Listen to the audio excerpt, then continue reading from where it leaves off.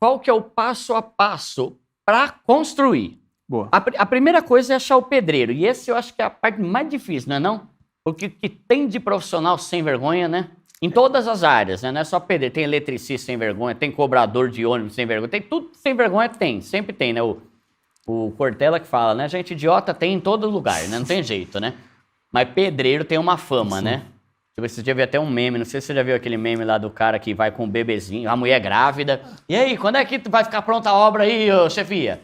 2 meses tá pronta. Aí passa uma cena, ele volta com um molequinho desse tamanho. E aí, quando é que vai ficar? Essa semana eu acabo. Aí passa outra cena, um moleque de 18 anos, bigode. E aí, quando é que fica, né? Tipo, cara, velho, como tem cara que enrola. Que dica que você daria pro cara achar alguém confiável e que vai cumprir o prazo que ele prometeu para construir? Boa, Duda. Assim, o financiamento ele até nos ajuda um pouquinho nisso. Porque como a gente vai recebendo por etapas, o próprio pedreiro, quem for executar a obra, consequentemente vai estar recebendo de acordo com o andamento da obra. Então a obra precisa andar também para ele estar recebendo. Então isso é algo positivo para nós. Tá. Mas essa questão de contratar mão de obra realmente no Brasil é bem complicada. Então se tu vai contratar uma construtora ou tu vai fazer direto com os pedreiros, é muito importante que tu contraste alguém que tenha vindo de indicação.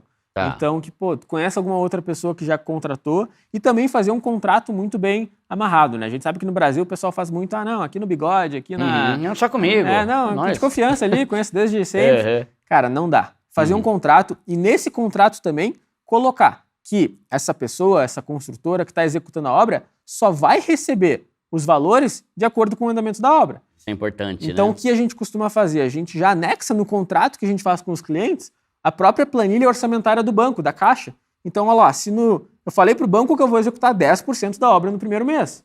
Tá. Então, tu, como meu construtor, tu tem que executar 10%, porque daí eu vou te pagar os 10%. Então, não ter aquela de pagar adiantado, sabe? Fazer realmente com que o cara vá recebendo de acordo com o andamento da obra. Porque... Mas aí, no caso, quando ele contrata uma construtora, né? Porque normalmente o pessoal que faz esse esquema com meu tio que é pedreiro, nem faz contrato nem nada, né? Mas aí que tá o erro, né? Eu acho assim, tem que desmistificar um pouquinho essa questão da construtora, porque às vezes o pessoal acha que vai sair muito caro, mas não sai, sabe? Não, às vezes tu vai gastar muito mais em contratar um pedreiro direto, por não ter uma gestão da obra melhor. Mas se tu for fazer mesmo com o pedreiro, faz o contrato. Deixa nesse contrato certinho que ele só vai receber de acordo com a execução. Tá. Então, fazer um contrato por produtividade. Pior coisa que tem é o cara pagar o pedreiro na diária, né? Então, faz ali que, faz essa alvenaria dessa parede aqui, demora um ano para fazer o rodapé, né? Agora tu bota a produtividade, o cara é o The Flash lá. Você sabe que, duas coisas que eu aprendi, né? Primeiro, tem a ver com isso aí que você falou, que às vezes a gente pensa, não, vou fazer com o meu tio que é pedreiro, não, o vizinho do meu amigo é pedreiro. Você acha que vai sair mais barato? Só que às vezes o cara é incompetente, vai atrasar pra caramba, vai fazer coisa errada que você vai gastar mais, você vai passar um estresse miserável. Quer ver outra coisa? Isso aí eu aprendi com o Romualdo, né, que é o meu amigo lá do Obra de Valor. Ele falou muito sobre isso também, que às vezes o cara, quando ele é construtor, uma empreiteira, ele sabe, tipo, as formas de você fazer baratear, não só com relação ao orçamento, mas também com abatimento de imposto, com um monte de coisa, né, que no final você vai ver e você pensa, caramba, mas esse orçamento aqui eu achei que ia sair mais caro, no final saiu bem mais barato do que se eu fechasse com um pedreiro, né? Então, essa é uma coisa importante. Outra coisa que eu aprendi também, que você comentou aí não vai nesse papo de, não, vamos fazer, depois a gente combina o valor, depois a gente combina, fica tranquilo que aqui é irmão. Cara, eu me ferrei tanto esses dias, eu tive que fazer um negócio lá no terreno que eu tô fazendo. Aí, para fazer um serviço que eu ia fazer, um cara tava cobrando 5 pau. Aí chegou um cara que é conhecido lá do condomínio. O seu primo pobre, não sei o que lá.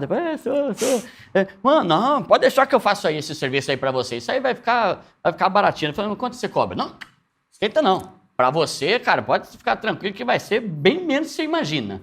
Eu falei, caramba, beleza, todo animado, né? Aí passou 3 meses, aí o cara fez. Eu falei, quanto que vai ficar aí? Meu amigo, pra você é 8.800. Eu falei, caramba, 8.800 dele? Por quê? Você achou muito? O outro cara ia fazer por 5, você falou que ia fazer... Só que ele não sabia que eu tinha um orçamento de 5, né? E aí eu pensei, não, o cara tá falando aí que é meu amigo, que tá seguindo, que vai fazer barato, pode deixar, aqui é na base da confiança. Nunca vá nesse papo, sempre fecha. Quanto? Não, eu sou teu amigo. Eu não quero saber se é meu amigo ou quem você é. Quanto, né? Nunca fazer nada com esse papo de depois a gente combina e acerta. Não, isso é ruim. Exatamente, Duda. Tem que ter esses combinados. E também uma coisa que às vezes as pessoas não se dão conta, em uma obra, só de a gente negociar cada compra, cotar com vários fornecedores, a gente diminui muito o custo da obra. Então, às vezes, a construtora, por exemplo, na minha construtora, tem pessoas responsáveis só por fazer compra. Então, para cada compra de cada material que a gente vai fazer, vai orçar com 5, 6 fornecedores, negociar com eles, e cada comprinha dessas a gente vai economizando 5%, 10%, 15%. E é grana, né? Cara, chega lá no final da obra, esquadrias, por exemplo, que é a parte de portas, janelas, casas de alto padrão aí que a gente faz, se gasta em torno de 100 mil reais só em esquadrias.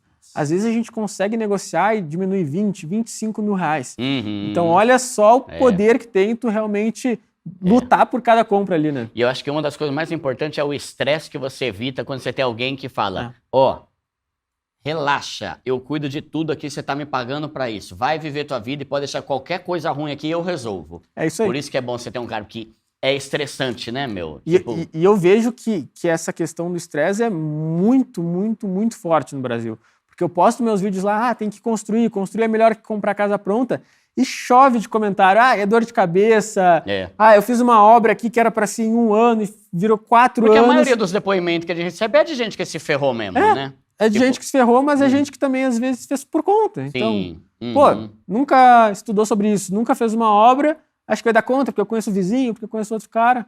Cara, a obra é coisa séria, né? Sim, então, por mais que seja um ótimo negócio, a gente tem que lidar a maior realização da vida do brasileiro, né? A maior, né? Exatamente. Nem se compara com comprar uma calça jeans, comprar um carro ou uma bicicleta. Você tá fazendo uma casa. Exatamente. É um negócio incrível, mas responsabilidade total também, né? Provavelmente vai ser o maior patrimônio da vida da pessoa, né? Então tem que lidar com seriedade isso, né? Sim, boa. Mano, aí a outra coisa que você falou importante é nunca pague por diária, né? Se você vai fechar com o pedreiro e o teu amigo, não paga por diária, paga por avanço da obra, tipo isso? Por produção. Então... Tá, mas quais são as etapas, assim, que daria pra gente dividir? Que eu sei que o que eu ouvi falar é que a parte mais cara é a parte que você menos vê a evolução, que é a parte de fundamento, de ferro, viga, esses negócios, né? Isso. A gente pode, vamos dizer, dividir a obra. Vamos pensar algumas áreas aqui. Talvez eu esqueça de alguma, mas o grosso da obra. A gente tem a parte de infraestrutura, que seria a fundação. Então, que está abaixo da casa, né? O que vai realmente sustentar a casa. Dependendo da casa, dependendo do terreno, vai bastante dinheiro. Até isso também é uma dica boa para o pessoal, né? Vai encontrar um terreno. Quanto mais plano, mais barato fez a tua obra. Às vezes é um declive, um aclive grande, vai ter muita movimentação de terra, então o pessoal já gasta muito antes de iniciar a obra, né? Então tem essa parte de infraestrutura, que seria a fundação. Aí tem o que a gente chama de supraestrutura. O que é a supraestrutura? É o que sustenta a casa. Então são as vigas, são os pilares, são as lajes, são as escadas. Aqui a gente vai gastar muito em concreto e muito em aço. Que é caro. É caro, bem caro. Então eu acho que é a parte mais cara da obra. Tipo, mais caro que os tijolos. Isso. Os tijolos seria a parte de vedação. Ele só faz o fechamento da casa. Mas a maioria das casas aqui no Brasil, o sistema construtivo, né? A parte estrutural da casa é o sistema de concreto armado. Então, concreto, e dentro do concreto tem aço. Existem outros sistemas construtivos, como, por exemplo... concreto armado quer dizer que é concreto com aço? É a junção do concreto com o aço. Daí ele que faz a sustentação da casa. Aí a gente tem outros sistemas construtivos, como a alvenaria estrutural. Aí seria o tijolo como a estrutura da casa, mas é um tijolo diferente para casas específicas. Mas para o pessoal saber todas as etapas aí que tem numa casa. Então, supraestrutura, a gente tem a parte de cobertura da casa, como é que vai ser o telhado, se vai ser uma laje impermeabilizada, como é que vai ser a telha. A gente tem a parte de revestimentos internos, externos, reboco, azulejo. Aí já entra a pintura também. Já entra a pintura, pisos, acabamentos, parte também final de louças e metais. Então, isso também vai bastante dinheiro. Isso, normalmente, o empreiteiro já faz o orçamento de tudo. Isso, já faz de tudo. Normalmente, quando tu fecha ali com uma construtora ou com uma empreiteira, o pessoal vai te cobrar pela mão de obra, ou seja, pela execução de tudo e pela compra desses materiais. Mas existem formas do cliente fechar com essa construtora. Então, a gente tem hoje um contrato que a gente chama de empreitada global. O que é empreitada global? É assim, Duda, tua casa aqui, top, o Duda tá bombado aqui, YouTube, R$1 milhão. Te entrego ela pronta, com todos os materiais.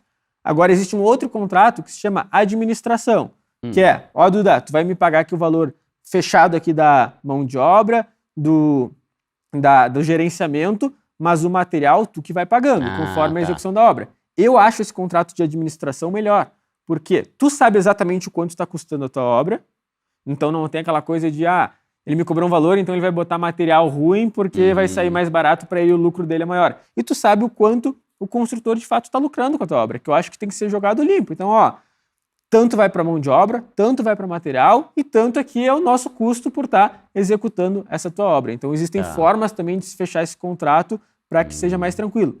E o grande problema que a gente vê aqueles casos de, construtora fugiu, construtora não entregou a obra e deu problema. É por quê? Porque a construtora, pensa no lado da construtora, tá?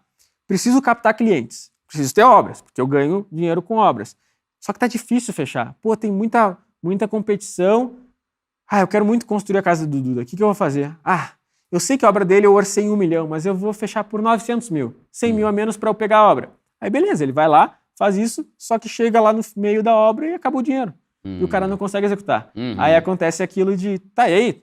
Nosso contrato era 900 mil, como assim não vai executar a obra? Não, mas acabou o dinheiro, começa aquela confusão e aí que vem os problemas. Mas por isso tem que estar bem certinho no contrato. Exatamente, por isso que eu acho bem mais certo de se fazer esse contrato de administração, onde o cliente sabe exatamente o quanto está saindo a obra dele, né?